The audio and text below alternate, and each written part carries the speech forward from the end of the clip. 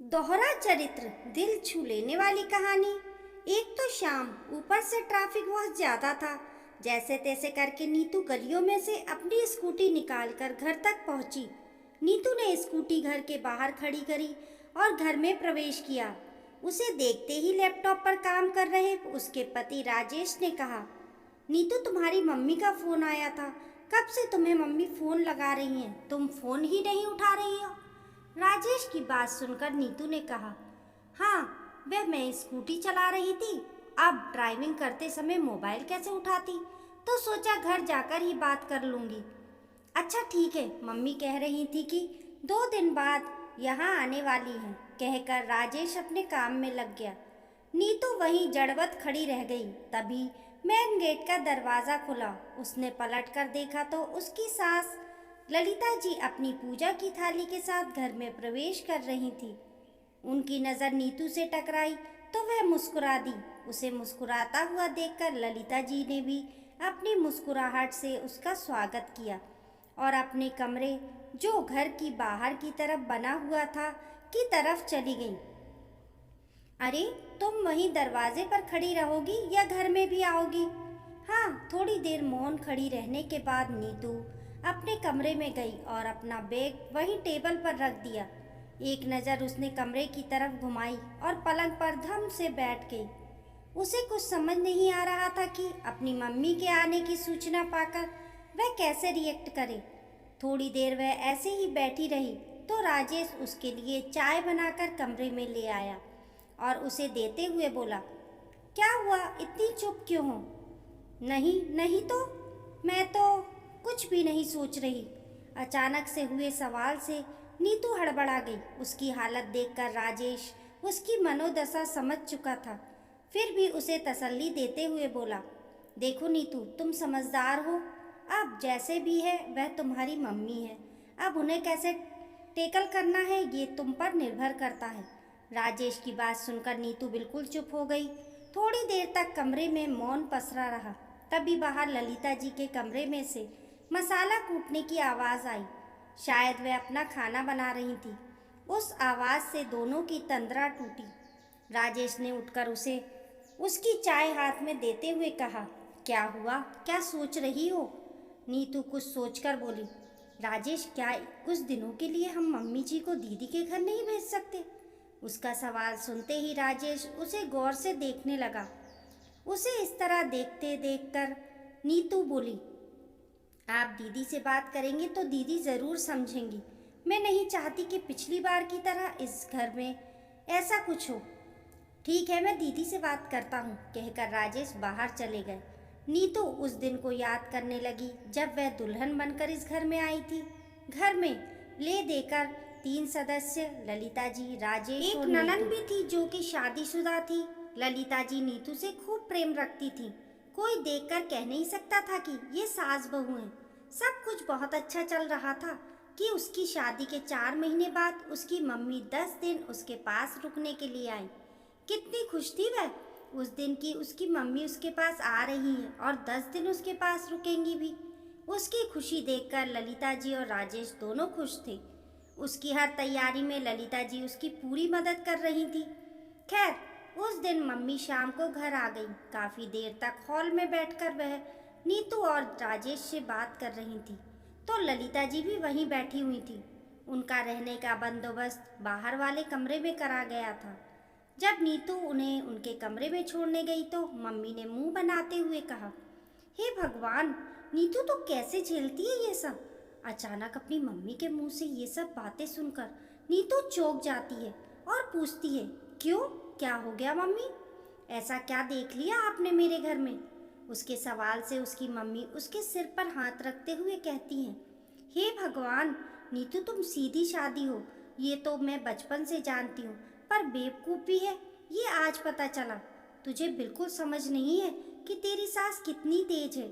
एक पल के लिए हम लोगों को अकेला नहीं छोड़ा। अरे हम क्या उनकी बुराई कर रहे थे? उनकी बात सुनकर नीतू हंसते हुए बोली, क्या मम्मी, आप भी जब घर के सारे सदस्य वहाँ बैठे हैं तो वह भी तो वहीं बैठेंगी। उसकी बात सुनकर नीतू की मम्मी ने उसे पलंग पर बिठाते हुए कहा, अरे तू तो पागल है, तुझ में अकल तो है नहीं, थोड़ा दिमाग लगा। वे वहाँ से हिली तक नहीं कि कहीं तू अब मुझे अपने दिल की बात ना कह दे। और सबसे बड़ी बात, उन्होंने मुझे बाहर का कमरा दिया है। यही इज्जत है तेरे घर में मेरी। नीतू मुस्कुराते हुए बोली, कैसी बात करती हो मम्मी, ये घर भी आपका ही है और बाहर वाला कमरा क्या होता है, ये तो इसी घर का हिस्सा है ना। आप ही ना कुछ भी बोले जा रही हो। नीतू का जवाब सुनकर उसकी मम्मी चुप हो गई। रात का खाना खाने जब साथ में बैठे तो ललिता जी खुद नीतू की मम्मी को खाना परोस रही थी। जब रात को सब सोने गए तो नीतू अपनी मम्मी के पास इस कमरे में आ गई। तो फिर उसकी मम्मी ने कहा, नीतू मुझे तो तेरी सास का रवैया बिल्कुल अच्छा नहीं लगा। मुझे खाना तो ऐसे खिला रही थी जैसे जिंदगी में मैंने कभी खाना देखा ही ना हो। नीतू ने अपनी मम्मी का हाथ अपने हाथ में लेकर उन्हें समझाया। मम्मी आप फिर वही बातें लेकर बैठ गई। मैं यहाँ बहुत खुश हूँ और मम्मी जी मेरा पूरा ख्याल रखती हैं। आपको पता है सब कुछ गलत नज़र आ रहा है। नीतू की बात सुनकर उसकी मम्मी आंखों में झूठे आंसू लेते हुए बोली, बेटा मैं कुछ गलत तो नहीं चाहती, जो मुझे लगा मैंने वही तो कहा। अपनी मम्मी की बात सुनकर नीतू को भी थोड़ा थोड़ा उन पर विश्वास होने लगा। आखिर अपनी माँ की आंखों में आए हुए आंसू को कौन सी बेटी गलत ठहराएगी। अब वो ललिता जी के साथ अपने रिश्ते को लेकर कंफ्यूज रहने लगी थी। जब तक उसकी मम्मी वहाँ रही वो हमेशा ललिता जी के लिए नीतू के मन में जहर भरने का काम करती रही। कभी उससे कहती कि तेरा कमरा छोटा है जबकि ललिता जी का कमरा बड़ा है, उन्होंने जानबूझकर तुझे छोटा कमरा दिया है। ललिता जी खुद आगे से बढ़कर अगर रसोई में काम करने लगती तो वो नीतू से कहती कि देख ले तेरी सास को बुरा लग रहा है कि तूने काम छोड़ दिया इसलिए खुद करने लग गई। ये सब सास लोगों के अपनी बहू से काम करवाने के तरीके होते हैं।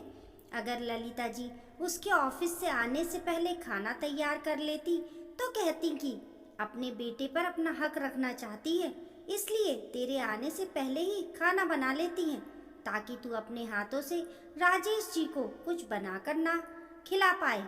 धीरे धीरे नीतू पर इन सब बातों का असर होने लगा था, पर जिस दिन उन्हें घर से रवाना होना था उसके एक दिन पहले नीतू के घर की शांति आखिरकार भंग ही हो गई।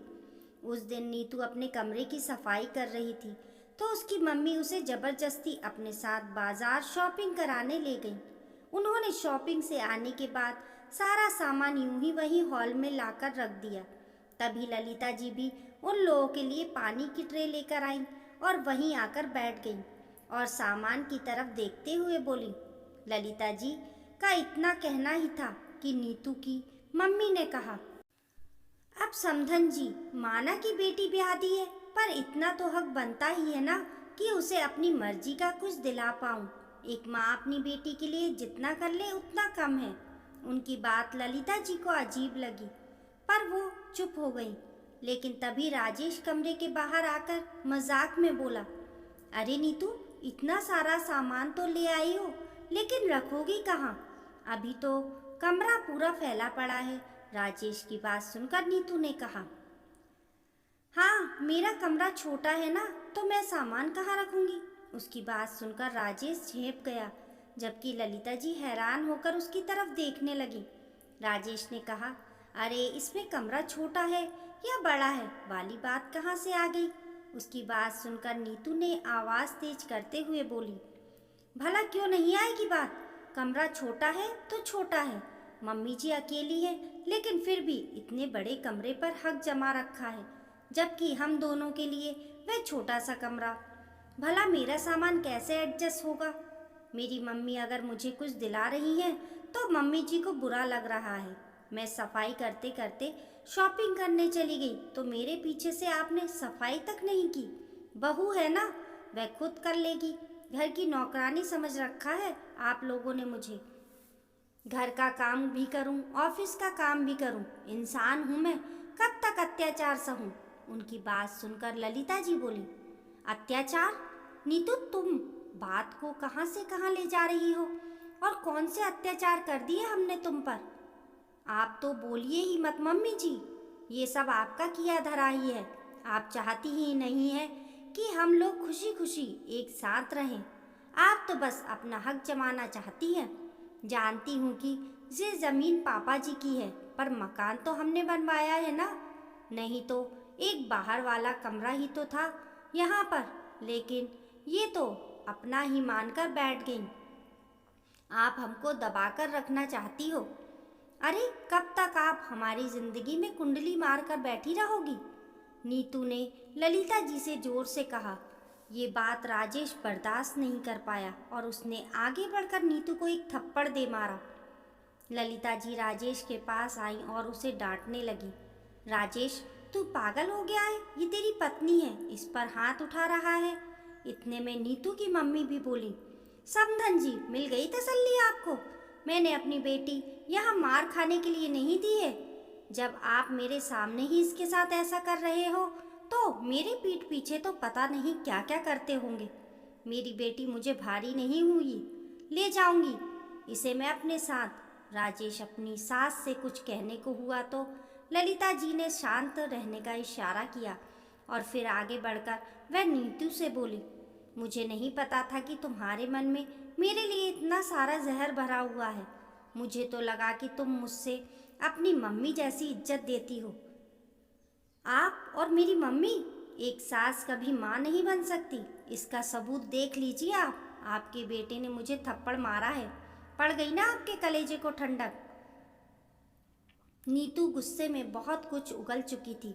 उसे बिल्कुल भी अंदाज़ा नहीं था कि वे क्या क्या बोल गई।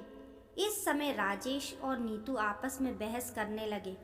ठीक है, मैं अलग हो जाऊंगी। ललिता जी के अचानक कहने से वहाँ पर मौन पसर गया। मम्मी, आप ये क्या कह रही हो? भला आप क्यों अलग? राजेश ने कहना चाहा तो ललिता जी ने उसे रोक दिया। क्योंकि मैं तुम लोगों को अलग होते देखना नहीं चाहती। इतना कहकर वे चुपचाप अपने कमरे में चली गई। वहीं नीतू अपनी मम्मी के साथ अपने कमरे में जाकर बैठ गई। राजेश वहीं हॉल में एक तरफ सर पकड़कर बैठ गया। तकरीबन आधे घंटे बाद ललिता जी अपने सामान के साथ अपने कमरे से बाहर निकल आए और बाहर बरामदे वाले कमरे के दरवाजे पर आकर खड़ी हो गई। उन्हें देखकर राजेश ने कहा, मम्मी ये सब क्या है? राजेश, अपनी पत्नी से कहो कि मेरे पति के बने हुए कमरे को खाली कर दे और अपने घर में रखे। आज से मैं इसी कमरे में रहूंगी। ललिता जी ने तटस्थ होते हुए कहा। आखिरकार राजेश ने खुद जाकर वह कमरा खाली किया और ललिता जी ने उसमें अपना सामान रख दिया। ना ही सिर्फ अपना सामान रखा बल्कि अपनी रसोई भी उसी कमरे में कर ली और अपने पति की पेंशन से ही अपना गुजारा करने लगी। उन्होंने नीतू से बात तक करना बंद कर दिया था। हाँ, राजेश फिर भी उनके पास जाकर हाल चाल जरूर लेता और वह भी राजेश से बात ज़रूर करती, लेकिन मदद नहीं लेती। खैर, इधर नीतू की मम्मी ने बड़े खुशी खुशी नीतू का सामान उसकी सास के कमरे में शिफ्ट किया। लेकिन जिस दिन उन्हें रवाना होना था उस दिन राजेश तो बहाना करके स्टेशन पर गया नहीं, इसलिए नीतू ही उन्हें छोड़ने गई थी। तभी उसकी मम्मी के फ़ोन पर उसकी भाभी का फ़ोन आया। उसकी मम्मी ने फ़ोन पर ही भाभी को बुरी तरह लताड़ दिया और फ़ोन रख दिया। ये देखकर नीतू ने पूछा, मम्मी आप भाभी से किस तरह से बात कर रही हो? अरे ऐसी बात ना करूं तो कैसी बात करूं? इन बहू को जितना दबाकर रखो ना उतना ही अच्छा है। मेरी मर्जी के बगैर अपने मायके जाने का प्लान कैसे कर सकती है? वह मेरा घर है, मेरा ही रहेगा। अपनी मनमर्जी कैसे चला सकती है वो? अपनी मर्जी से तो एक पत्ता भी नहीं उठाने दूं उसे। उनकी बात सुनकर नीतू हैरान रह गई। अपनी मम्मी के दोहरे चरित्र को देखकर उसे अपनी सास ललिता जी की याद आ गई। ललिता जी तो उसे टोकती तक नहीं थी, बल्कि उसकी हर काम में मदद करती थी। फिर भी मम्मी के कहने पर उसने उनके साथ ऐसा किया। उसे अपने आप पर शर्मिंदगी महसूस हो रही थी और गुस्सा आ रहा था। थोड़ा भी अपना दिमाग इस्तेमाल नहीं किया, बस दूसरों की बातों में आकर अपना घर बिगाड़ लिया। पर वह अपनी मम्मी को कुछ कह नहीं पाई। घर आकर उसने राजेश और ललिता जी से माफ़ी मांगी। ललिता जी ने उसे माफ़ तो कर दिया, लेकिन अपने स्वाभिमान को जिंदा रखते हुए वे इस कमरे में रहीं। उसी कमरे में अपना खाना बनाती और अपना गुजर बसर करती। अब थोड़ा बहुत ही नीतू से बात कर लेती हैं, लेकिन उस दिन की और उन बातों की टीस अभी तक बाकी है। इस कहानी को लेकर आपकी क्या राय है, हमें कमेंट करके ज़रूर बताइए। कहानी पसंद आने पर लाइक और शेयर करें। ऐसी ही अच्छी अच्छी कहानियों के लिए चैनल को सब्सक्राइब करना ना भूलें। मिलते हैं फिर एक नई कहानी के साथ। तब तक के लिए नमस्कार।